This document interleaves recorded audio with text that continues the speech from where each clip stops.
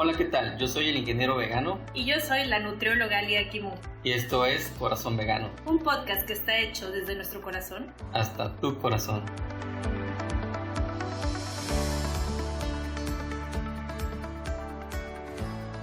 Hola, ¿qué tal? ¿Cómo están? Sean bienvenidas y bienvenidos a un episodio más del podcast Corazón Vegano. El día de hoy tenemos un episodio muy interesante que espero les guste mucho. Pero antes de empezar, me gustaría decir algo que hemos estado repitiendo a lo largo de los diferentes episodios del podcast Corazón Vegano y que no está de más volverlo a recordar, lo cual es que el veganismo no es una moda, no es una dieta, no es un estilo de vida, ni mucho menos es una secta, ya que he llegado a escuchar a varias personas decir esto. Así como lo oyen, aunque parezca un poco raro, así lo he escuchado. Recordemos que el veganismo es un posicionamiento ético y político en contra de la explotación animal, y como el tema que trataremos será un poco diferente a los que normalmente preparamos, solo lo quería dejar en claro. Ahora entrando un poco de lleno, me he dado cuenta de la relevancia que han tenido últimamente actividades como por ejemplo la meditación, la práctica del yoga, etc., que tienen mucho que ver con la preparación mental y con esa inquietud de encontrar el bienestar, no tanto físico, sino más bien interno. Y eso nos habla de algo que pudiéramos decir que es bueno, puesto que está ocurriendo en ciertos sectores de la sociedad en su búsqueda de paz mental, equilibrio emocional o como un comienzo a vislumbrar hacia lo trascendental. Muchas de estas prácticas no son nuevas, vienen de una corriente oriental de cientos de años, quizás hasta miles. También, entre estos términos encontramos palabras como espiritual o la llamada espiritualidad, que si bien hemos usado o escuchado, no logramos entender con claridad, puesto que en sí su definición no suele ser muy certera y también depende del enfoque como cada quien la perciba. Y muchas veces ese enfoque suele ser tendencioso por la religión que se profese. Para empezar y estar en el mismo canal, si pudiéramos tratar de definir la espiritualidad, sería algo así como el aspecto esencial del ser humano, siendo una vida interior. Algo que no es mente y cuerpo, sino espíritu. Algo que es más amplio que una religión. Se le conoce también como el proceso dinámico mediante el cual las personas encuentran trascendencia. Un sentido final a la vida. Encuentran a su interior. Encuentran a su ser interior. Dicho de otras palabras, es un proceso que se da de manera interna y que es único en cada ser. Si lo meditamos y lo pensamos, pues pudiera sonar algo rebuscado, pero en sí, en ninguna escuela nos hablan de esto, y es, hasta la fecha, un tema un tanto tabú. En pocas palabras, no nos enseñan a ser espirituales, a buscar internamente nuestro propósito. En fin, ya aclarando esta parte que retomaremos más adelante, podemos pasar al siguiente punto. Partamos de que hay ciertas religiones, dogmas, prácticas o disciplinas tradicionales que hemos estado escuchando cada vez más y más que no tienen que ver con lo espiritual, es decir, la espiritualidad no es sinónimo de religiosidad. Actualmente hay más apertura en la información, o por simple curiosidad podemos saber de qué tratan ciertos grupos religiosos que nos llaman la atención, y en una de las peticiones de tema del que nos solicitaron hablar, así textual fue: ¿el budismo y el yoga están relacionados con el veganismo? Así como haciendo una pregunta a esto. Al principio yo mismo me respondí esa pregunta. Me pareció muy interesante, puesto que he visto algunas publicaciones desvirtuando tanto la espiritualidad y el veganismo, hablando más desde la incongruencia y el ego. Tal como ser religioso no es ser espiritual, de igual manera el ser vegano no te hace ser más espiritual. Es muy aventurado decir que estos tengan una relación directa. Y para evitar confundirnos y antes de intentar relacionarlos, es muy importante entender primero varios aspectos. Pero antes de entrar de lleno, aclaremos que al ser un tema que puede herir susceptibilidades, hay que ser respetuosos y hablar únicamente desde un análisis y una opinión personal, pero fundamentados. Hay ciertas religiones que no promueven el consumo de productos de origen animal, como por ejemplo los adventistas del séptimo día. En este grupo religioso tienen como premisa la integridad y la salud de sus seguidores o feligreses, es decir, no promueven el veganismo, puesto que no lo hacen por los demás animales, sino por el bien de su propia comunidad. Por tanto, pudiéramos decir que son vegetarianos estrictos al no consumir productos de origen animal, pero por razones distintas a un posicionamiento ético en contra de la explotación animal, sino más bien lo hacen por mera dieta o salud, Y así podemos continuar con otras religiones. Debemos entender que el hecho de que no consuman carne, entre comillas, no quiere decir que sean veganos o veganas. No debemos confundir el término religión o creencia religiosa como una postura ética. Por ejemplo, alguien que practique el budismo puede ser o no vegano, porque no se contrapone su libertad de creencia religiosa o dogmática con su libertad de posicionamiento ético, a menos de que en las bases de su religión sí le promuevan el respeto por los seres vivos, como es el caso del jainismo, que revisaremos más adelante. Pero nos daremos cuenta que toda decisión recae en el actuar de cada ser individual, y no es justo discriminar a un determinado grupo por el hecho de profesar alguna u otra religión. Por ejemplo, no podríamos decir que todos los budistas son veganos, aunque algunos de ellos sí lo sean. Se juzga al individuo, no al grupo. Esto lo aclara Matthew Ricard, monje budista, escritor y activista por los derechos de los demás animales. En su blog, él nos cuenta que no todos los budistas son veganos y que los textos budistas no condenan unánimemente el consumo de carne. Es lo que les mencionaba, pero además apunta que aquellos quienes sí lo hacen inequívocamente. Es decir, en un ejemplo que él da en uno de los sutras, que es un sutra, son textos de enseñanzas mayoritariamente discursos que dio Buda, y este dice: para no convertirse en fuente de terror, los budistas establecidos en benevolencia no deben comer alimentos que contengan carne, carne entre comillas. Una persona mata, otra persona compra, ambas tienen culpa. Digamos que el fundador del budismo fue Buda, y en su discurso sí deja claro evitar el consumo de carne, pero pese a esta enseñanza, no todos sus seguidores le hacen caso. Volvemos a lo mismo, la decisión recae de manera individual. De manera similar, en el Sutra del Gran Parinirvana, Buda dice: comer carne destruye la gran compasión, y aconseja a sus discípulos que eviten el consumo de carne, del mismo modo que evitarían la carne de sus propios hijos. De igual manera, Matthew nos dice que numerosos maestros tibetanos también condenan el consumo de los demás animales. Un ejemplo adicional que da Matthew Ricard es que 50 años después de la muerte del Buda, el emperador Ashoka, que abrazó el budismo y el vegetarianismo al mismo tiempo, promulgó varios edictos pidiendo que los animales fueran tratados con amabilidad. En particular, tenía preceptos grabados en un pilar de piedra que ordenaba a sus súbditos tratar a los animales con amabilidad y prohibir los sacrificios de animales en todo su territorio. Esto tiene mucho que ver con las creencias inculcadas en cada grupo religioso. Es decir, si por ejemplo en el cristianismo se le hubiese dado este mismo o mayor peso a la sintiencia de los demás animales, otra situación sin duda estaríamos viviendo. Para el budista en general, ser vegetariano o vegano, especialmente en los países industrializados, es un medio de manifestar su compasión hacia los demás animales. Matthew dice que más allá de ser simplemente vegetarianos, muchos practicantes budistas hacen también activismo, pues han seguido regularmente la práctica de comprar animales marcados para la matanza y luego liberarlos en su hábitat natural o entregarlos a santuarios o refugios en donde puedan ser atendidos. Esta práctica en la actualidad se conserva entre los fieles budistas. Por último, Matthew nos dice que, en Bután, donde el budismo es la religión predominante, la caza y la pesca están prohibidas en todo el país. Acá en la descripción del episodio les dejaré el enlace del libro y la página de Matthew Ricard para que puedan leer mucho más contenido que él redacta. Dentro del budismo se habla de una alimentación vegetariana sugerida y seguida, ojo, entre comillas, a algunos de sus seguidores, no todos, con la intención de alcanzar ciertos niveles de meditación, y todo esto para poder mantener el precepto budista general de la no violencia. Esto seguido en las religiones asiáticas de la India, China, Hong Kong, Taiwán, Japón, Corea, etc. Mismo pasa con el hinduismo, quienes en sus sagradas escrituras indican que tu alma es lo que come. Dicen que si comes bien, tu alma estará bien. Si comes el alimento erróneo, consumes alcohol y animales, tu alma estará mal y te llevará a cometer actos estúpidos. Pero volvemos otra vez a lo mismo. No centremos nuestro discernimiento y decisión al entorno mediático de las religiones. Basémonos en lo que percibimos en nuestras propias conjeturas. Esto aplica para todos los casos. Es decir, el hecho de que la religión indica que no debes comer carne no significa que sea por asumir el posicionamiento ético, no significa que sea por asumir el veganismo, sino más bien por alcanzar un estado físico y mental deseado. Aquí viene una reflexión interesante.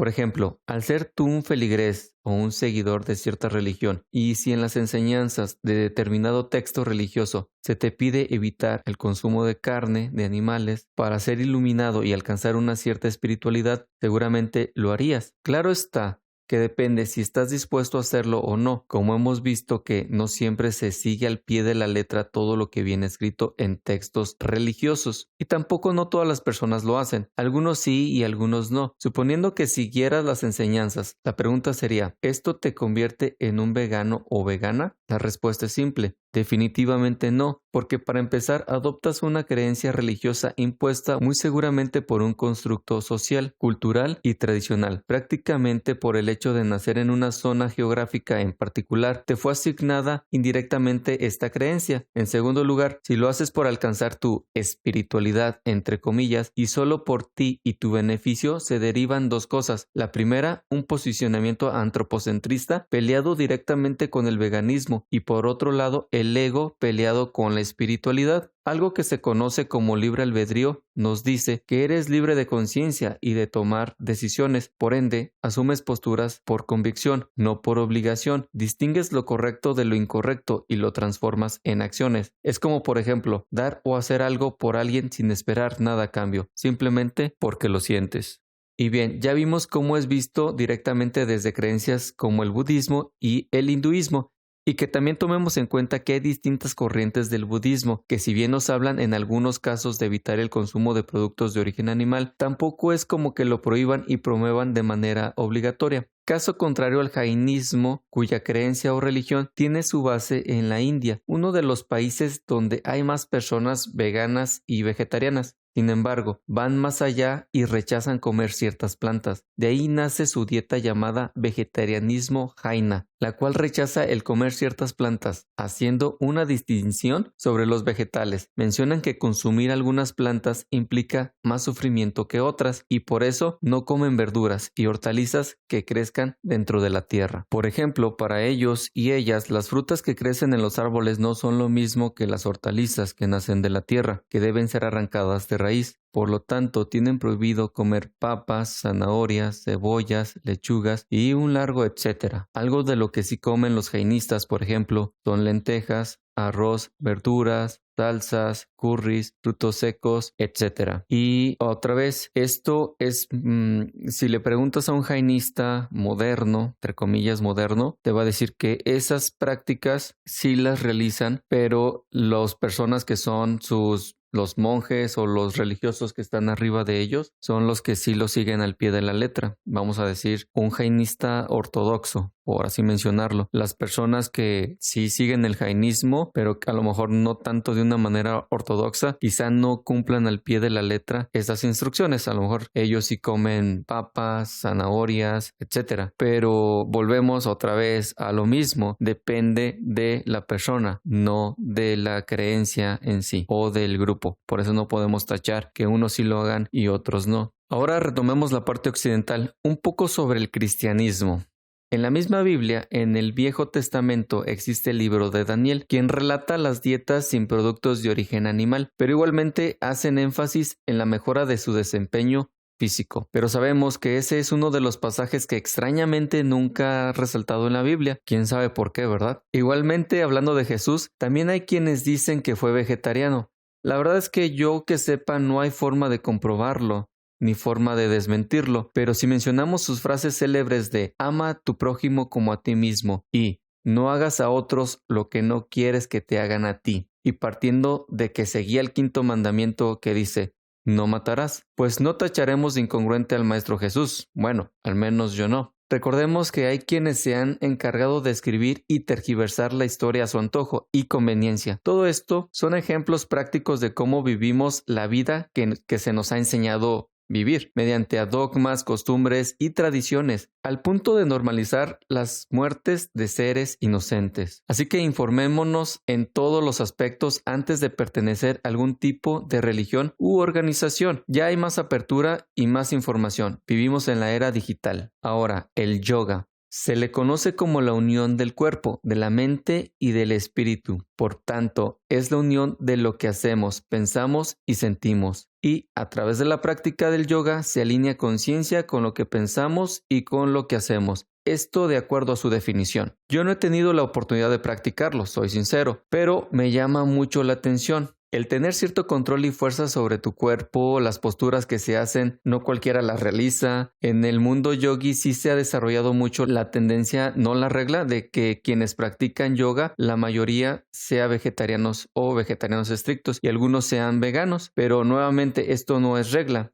Se puede entender que hay una cierta tendencia de los principales yogis, quienes se han encargado de aterrizar esta práctica fuera de Asia. Tienen claro que la dieta vegetariana es una forma no violenta de ser y por ende para muchos yogis esto también se extiende a los demás animales. Esta práctica de vivir una vida centrada en la no violencia puede ser un catalizador común para seguir una dieta vegetariana. Es decir, la práctica del yoga y el trabajo con el cuerpo sugieren la dieta vegetariana, mas no evitan que se promueva el consumo de productos de origen animal. Es decir, no te vas a encontrar un yogi en una manifestación en contra de la tauromaquia, quizá no te vas a encontrar un yogi haciendo activismo, quizá porque no está dentro de sus principios el hacer activismo, simplemente son vegetarianos estrictos, algunos sí son vegans, algunos no, pero depende de cada quien. Por el hecho de que practiques meditación o como el yoga, eso no te da una predisposición a que tengas que ser vegano, porque el veganismo no es una práctica, no es una moda, no es un estilo de vida, es un posicionamiento ético. Ahora, ¿han escuchado decir la frase de que dice que todos los caminos llevan a Roma? Lo que diría yo es que sí y no. Sí, si vas en el sentido correcto y no si vas de regreso o en retroceso. Lo digo porque he conocido mucha gente en mi andar que se dice espiritual y son los primeros en elegir muerte en su plato. Aquellos quienes creen que las energías de todo lo que está a su alrededor les afecta, pero que todavía comen animales que murieron gritando y sufriendo. Entonces, ¿cómo podemos hablar de espiritualidad, amor y vida si hacemos y promovemos todo lo contrario? La verdad es que yo no lo entiendo, no lo puedo entender. Empecé con este episodio tratando de manejarlo de la manera más respetuosa posible. Es la misma pregunta que si la espiritualidad tiene que ver con el veganismo. Son temas de conciencia que demandan una introspección de cada persona para que pueda haber algún cambio. Y que en lo particular no me gusta entrar en detalle ni relacionar entre sí, porque pueden llegar a confundir los propósitos. Y pues como dije, si vas en el sentido correcto, puedes llegar a donde quieras, contribuir con tu entorno y no afectar a ningún ser vivo. Siempre he dicho que somos parte de un todo. Cada pieza forma parte de un gran rompecabezas y todo tiene una función. El empezar a preguntarnos cómo funcionan las cosas, qué hay detrás de los dogmas establecidos, nos ayuda a conectar para romper paradigmas y así tener una idea más clara de la imagen de ese gran rompecabezas, de ese gran todo. Para repasar, y justo con lo que empezamos este episodio, el veganismo no es ninguna moda, ninguna dieta, nada pasajero, ni mucho menos es una secta. Es un posicionamiento ético y político en contra de la explotación animal. Así que grandes personajes religiosos o no religiosos de la historia pudieron ser vegetarianos, vegetarianos estrictos o incluso veganos y veganas, pero ellos y ellas ya pasaron por aquí, ya hicieron su parte y generaron un impacto, generaron cierta conciencia. Ahora el turno es de nosotras y nosotros. Es nuestro tiempo, es nuestro momento y más allá de cualquier enseñanza religiosa o filosófica está nuestra postura ética hacia los demás animales y el camino que decidamos recorrer. Recuerda que ir por la vida de místico, espiritual, amoroso, respetuoso, buena gente, buena onda, progresista, inclusivo, tiene muy poco sentido si luego te comes a los demás animales por capricho, demandando explotación, tortura y asesinato. Sé congruente, si no tu discurso de paz y amor no tiene sentido. Para dar mi opinión sobre este tema, sí, yo me he encontrado en mi andar a gente que se llama espiritual, que habla del karma, que habla de las energías, pero que me he dado cuenta